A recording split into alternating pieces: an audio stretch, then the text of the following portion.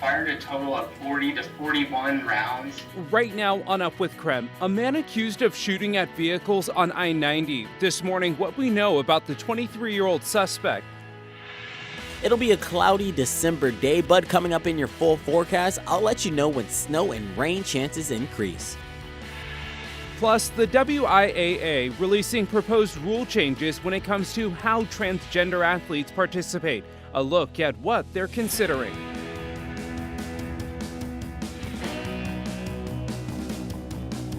Up with KREM begins now. Good morning, everyone. 6 o'clock here on your Wednesday. We are halfway through the work week. We're glad you're joining us here on Up with KREM. I'm Tim Pham. We also want to welcome you in if you're streaming us on KREM 2+. Well, we have a special guest with us for the rest of this week. Brandon T. Jones in for meteorologist Thomas Patrick. And Brandon, you're tracking some patchy fog this morning. Yeah, no, Tim, that's exactly right. And Tom's getting some well-deserved rest, but it's just kind of one of those typical December type of forecasts that we have here for you today. It's going to be a cloudy and cold day, patchy morning fog. It's honestly falling in line with what we've seen over the last few days. But the good news is that it's going to be dry. It's going to be cloudy, but it'll at least be dry. So maybe you get out for a good walk or so. But later on, I'm going to talk about that late chance of possible snow on Thursday. That's in your full forecast. Let's take you live outside now to a live look at US 2 right there, where you can see traffic is moving nice and smoothly. It looks like there's not a major fog in this area, but again, it is patchy, so you may encounter it depending on where you are waking up from this morning, so keep that in mind. We'll keep a close eye on our traffic cameras throughout our network. We'll let you know if anything's slowing you down on your morning commute. We bring you weather and traffic together every 30 minutes. This morning, one person is dead and another is hurt after a 3-car crash in Grant County. The Washington State Patrol says this happened 1 mile north of Mattawa. 2 cars were stopped on State Route 243 while another driver was taking a left turn. That 32-year-old man didn't stop and hit both cars. WSP says the man is being charged with vehicular homicide, saying the crash was caused because of an inattention to the roads that were blocked for, and the roads rather were blocked for 5 hours. They are now back open. This morning, we are learning more about the man accused of shooting more than 40 rounds into traffic along I-90 Monday night. 23-year-old Wyatt Armstrong is being charged with unlawful discharge of a firearm, DUI, and exhibiting or use of a deadly weapon. Idaho State Police say he was parked in the median near the state line shooting at passing cars. Court records show Armstrong also appeared to be drunk, and he blew a .03 on a breathalyzer.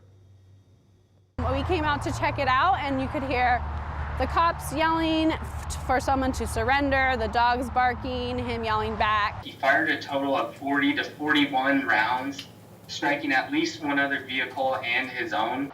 Investigators say at least one semi-truck was hit by a round, but no one was hurt. Armstrong's bond is set at $500,000. Continuing coverage in a case we've been following, a federal judge has blocked the largest supermarket merger in history. The ruling means the Kroger-Albertson deal is now on hold. In 2022, Kroger proposed the $25 billion purchase of Albertsons. Since the announcement, the merger has been strongly opposed by consumer groups who were concerned about potential store closures and rising prices. The FTC sued to block the deal in February, and several states, including Washington, challenged the merger. One of those leading the opposition has been Washington Attorney General and Governor-elect Bob Ferguson, who says the merger would harm consumers. Washington's Consumer Protection Act prohibits the proposed merger of Kroger and Albertsons because the effect of that merger may be to substantially lessen competition in Washington. A Washington court also ruled the state's Consumer Protection Act prohibits the merger from happening. The FTC, Kroger, and Albertsons did not respond to a request for comment on the rulings. The city of Seattle is already gearing up for the World Cup games coming to the city in 2026. This morning, we're getting a better idea of how it could impact the economy. Here's how the numbers shake out. The World Cup is projected to bring $930 million to King County.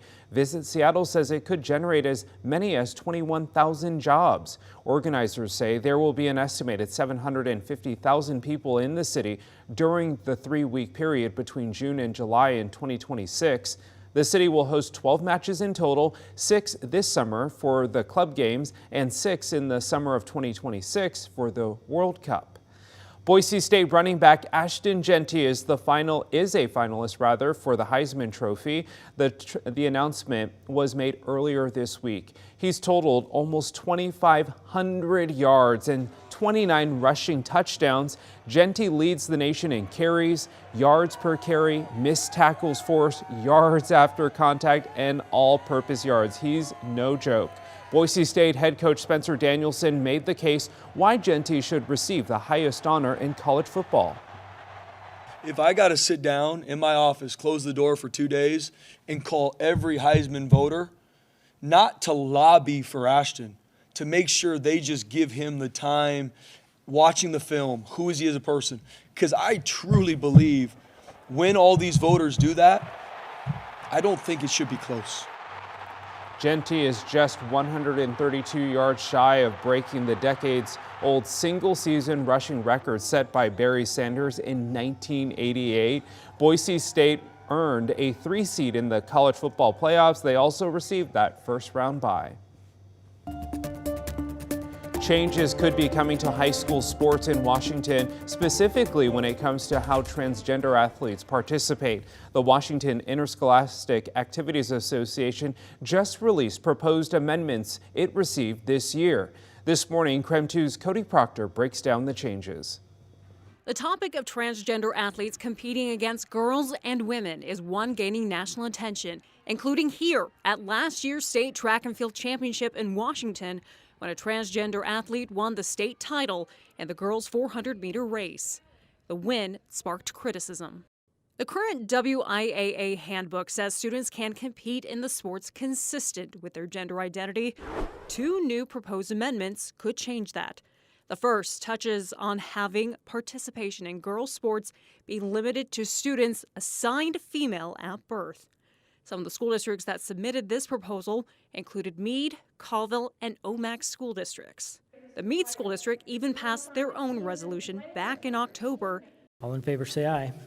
Aye. Aye. Barring transgender female athletes from competing in girls' sports. The other proposal would set up a separate open division for transgender athletes.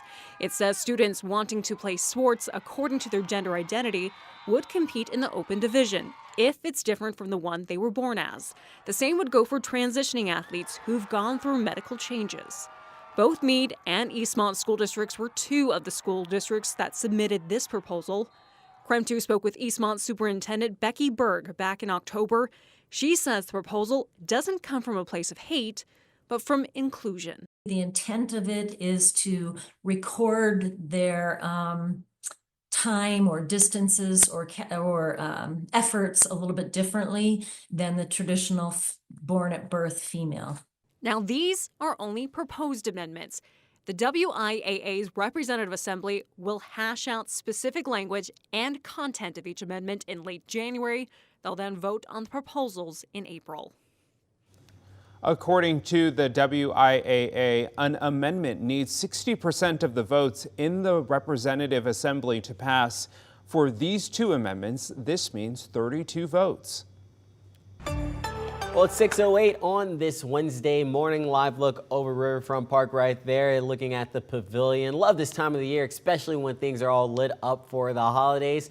Currently 30 degrees, winds are calm, 3 miles per hour or so, but expect a cloudy and cold day. As you can see by that live radar right there, there's just a lot of cloud coverage already, maybe some morning patchy fog, but I'll get into all of that. And then also a chance at when you might see some wet type of conditions return to our forecast.